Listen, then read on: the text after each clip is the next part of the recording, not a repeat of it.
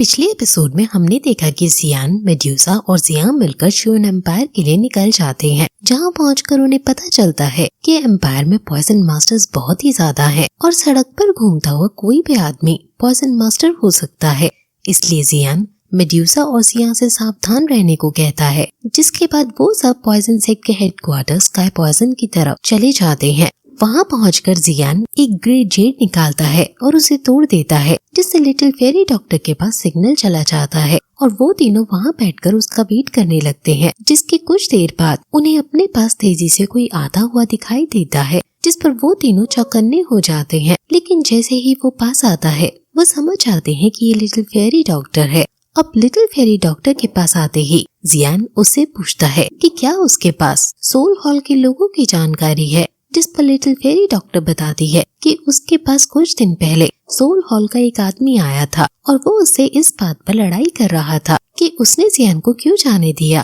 और इस बात को लेके उन दोनों में थोड़ी बहस भी हुई थी। इसलिए सोल हॉल का वो आदमी जब उसके पास से जाने लगा तो लिटिल फेरी डॉक्टर ने उसका पीछा करवाया और उसके बारे में जानकारी हासिल कर ली थी। तब जियान उसे उस आदमी की ताकत के बारे में पूछता है, जिस पर वो उसे बताती है कि उसे उसकी ताकत का अंदाजा नहीं है, लेकिन वो उससे कमजोर नहीं है, बल्कि उसकी ताकत उसके बराबर या उससे ज्यादा ही होगी। तब लिटिल फेरी डॉक्टर जियान और मेड्यूसा की तरफ देखकर कहती है कि अगर हम तीनों मिलकर उसका सामना करते हैं तो तुम उसे पकड़ने में कामयाब हो सकते हो। ये सुनकर जियान थोड़ा एक्साइटेड हो जाता है, क्योंकि ऐसा पहली बार है जब वो सोल हॉल के लोगों से डायरेक्ट मिल पाएगा, वरना उससे पहले उसे और याओ लाओ को सोल हॉल का नाम सुनते ही वहाँ से भागना पड़ता था और इसी के साथ उसकी सोल हॉल से लड़ाई स्टार्ट हो जाती है। लेकिन तभी लिटिल फेरी डॉक्टर उसे बताती है कि अगर हम उस सोल हॉल के आदमी से लड़ते हैं तो हम उसे हरा सकते हैं, लेकिन दिक्कत ये है कि वो यहाँ च्यून एम्पायर में एक फैक्शन से जुड़ा हुआ है और उस फैक्शन का हमारा पॉइजन सेक्ट भी कुछ ज्यादा नहीं कर सकता। जिस पर जियान उससे फैक्शन के बारे में पूछता है, तब वो उसे बताती है कि च्यून एम्पायर में एक सेक्ट है जिसका नाम 10,000 स्कॉर्पियन गेट है और उसका फैक्शन बहुत ही पुराना है और उस फैक्शन में एक बहुत ही बुढ़ा आदमी रहता है जो च्यून एम्पायर में बहुत ही ज्यादा फेमस था और वो अभी भी जिंदा है। इसलिए लास्ट टाइम जब हमने 10,000 स्कॉर्पियन गेट पर अटैक किया था तो उस आदमी ने आकर हमारे उस अटैक को फेल कर दिया था और मेरी भी उससे लड़ाई हुई थी, जिसके कारण मुझे पता है कि हमारा उससे निपटना बहुत ही ज्यादा मुश्किल होगा। और इसी के साथ 10,000 स्कॉर्पियन गेट में काफी सारे एक्सपर्ट्स हैं। वैसे तो ये फैक्शन हमेशा छुप कर रहता है और एम्पायर के किसी भी मैटर में इंटरफेयर नहीं करता, लेकिन उनकी ताकत च्यून एम्पायर में काफी ज्यादा है, इसलिए उनके खिलाफ हमारी लड़ाई आसान नहीं होगी। ये सुनकर मेड्यूसा लिटिल फेरी डॉक्टर से कहती है कि अगर तुमने हमें यहाँ बुलाया है तो जरूर तुम्हारे पास कोई प्लान होगा। जिस पर लिटिल फेरी डॉक्टर कहती है कि कुछ टाइम से यहाँ रूमर्स फैल रही हैं और 10,000 स्कॉर्पियन गेट और हमारे पॉइजन सेट के भी छोटी मोटी लड़ाई चल रही है और कुछ टाइम पहले हमने 10,000 स्कॉर्पियन गेट के एक आदमी को भी पकड़ा है, जिससे हमें पता चला है कि वो हमारे ऊपर अटैक करने की सोच रही हैं। इसलिए हमारे सेक्ट ने डिसाइड किया है कि उनके अटैक करने से पहले ही 10,000 स्कॉर्पियन गेट पर अटैक कर देंगे और उन्हें वहीं खत्म कर देंगे। जिसके बाद आगे लिटिल फेरी डॉक्टर बताती है कि अगर हम ऐसा पहला करते तो हो सकता है कि हम 10,000 स्कॉर्पियन गेट को पूरी तरह से खत्म नहीं कर पाते, लेकिन अब तुम तीनों भी हमारे साथ हो, अब हम उसको आसानी से खत्म कर सकते हैं। ये सुनकर मेड्यूसा हंसने लगती है और जियान को चिढ़ाकर कहती है, लिटिल फेरी डॉक्टर ने तुम्हें यहाँ केवल लड़ने के लिए बुलाया है। ये सुनकर लिटिल फेरी डॉक्टर गुस्सा हो जाती है और मेड्यूसा को चिल्लाकर चुप होने को कहती है, जिसके बाद उन दोनों में आर्ग्यूमेंट स्टार्ट हो जाते हैं। ये सुनकर जियान को गुस्सा आ जाता है, लेकिन वो उन दोनों को गुस्सा ना दिखाते हुए बोलता है कि अगर तुम दोनों को ऐसे ही लड़ना है तो मैं अकेला ही जाकर सोल हॉल के आदमी से लड़ूंगा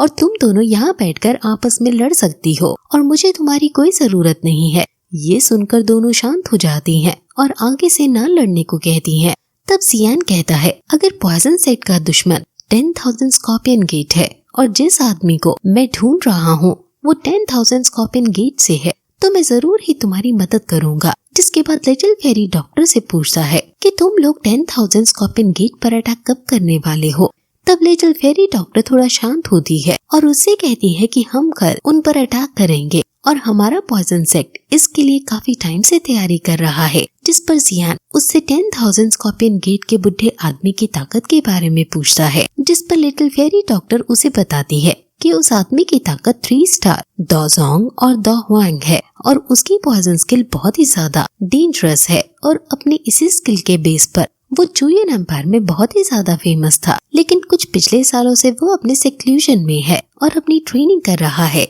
इसलिए लोग उसे भूल चुके हैं। लेकिन फिर भी पुरानी जनरेशन के लोग उसके नाम को जानते हैं और अभी भी लोग उससे डरते हैं। ये सुनते ही मेड्यूसा थोड़ा चौंक जाती है और उससे पूछती है कि क्या उस आदमी का नाम ज़ीबियान है। फिर लिटिल फेरी डॉक्टर उससे पूछती है कि क्या तुम उसे जानती हो, जिस पर मेड्यूसा उसे बताती है कि जब वो अपने सेक्ट का लीडर बनी थी तब इस नाम का एक एक्सपर्ट चुयन एम्पायर में था जिससे उसकी लड़ाई हुई थी। लेकिन उस टाइम पे वो एक्सपर्ट केवल दो हुआंग लेवल पर था। मेड्यूसा ने नहीं सोचा था कि इतने टाइम बाद भी वो एक्सपर्ट जिंदा होगा और दो जोंग क्लास पर भी पहुंच चुका होगा। जिस पर लिटिल फेरी डॉक्टर कहती है कि हाँ ये वही है, इसकी हाई बुदोंग से भी लड़ाई हुई थी लेकिन उस टाइम हाई बुदोंग हार गया था। वहीं दूसरी तरफ जियाम एम्पायर के रॉयल फैमिली से भी इसने लड़ाई की थी, लेकिन तब इंपीरियल फैमिली ने उसे हराकर भगा दिया था। तब लिटिल फेरी डॉक्टर उसे आगे बताती है कि हम ज़ीबियान की ताकत का अंदाजा इस बात से लगा सकते हैं कि चुयन एम्पायर और जियाम एम्पायर की लड़ाई के बीच में ज़ीबियान एक उभरता हुआ सितारा बनकर निकला था